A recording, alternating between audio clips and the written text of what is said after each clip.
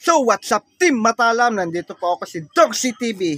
At saka bagong gupit ako na yun guys, kasi may titirahin naman akong bago. Ito, anong pangalan nito? Guys, anong pangalan? Takeru Minamoto. Teka, sandali, ulitin ko muna guys Takeru Minamoto? Ano ka? Hapon? Pilipino ka ba hapon? Sagot! Lukot tong Takeru na to, tinitira mong Davao na kulto Ngayon, ikaw naman titirahin ko. Ano? Loko ka loko. Ano? Yan, basag yung mukha ni Takeru. Ano, Pilipino ka pa talaga? Ba't gano'n na pa, Takeru Minamoto? Ano yan? Ginomoto ka? Sagot!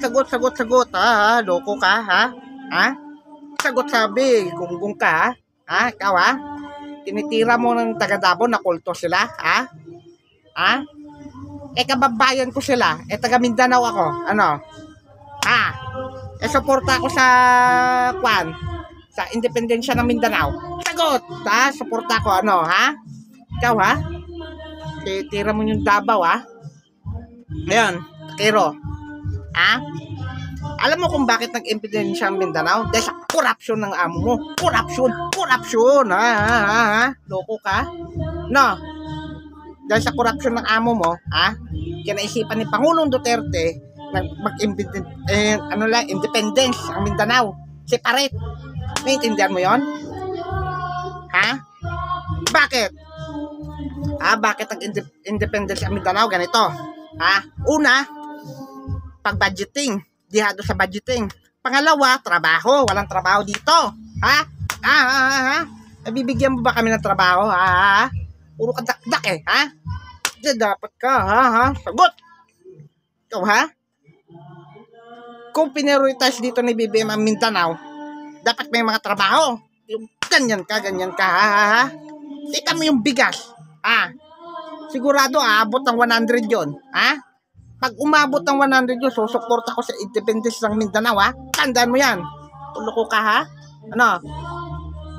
Itong hapon na to, Takeru Minamoto, ano yun? Pangalan ng hapon?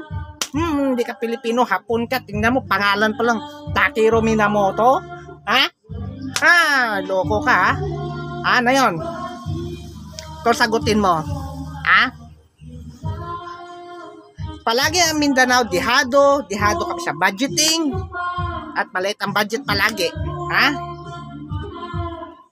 Alam mo na lang buti na lang naisipan ng Pangulong Duterte nag-independence. Kasi wala naman ano.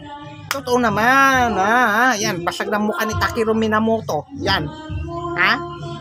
Ulukod to. Ano? Sagot pa to.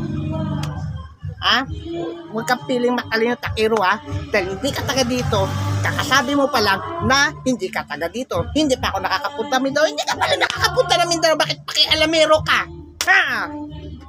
And so, and yun lang, and good vibes.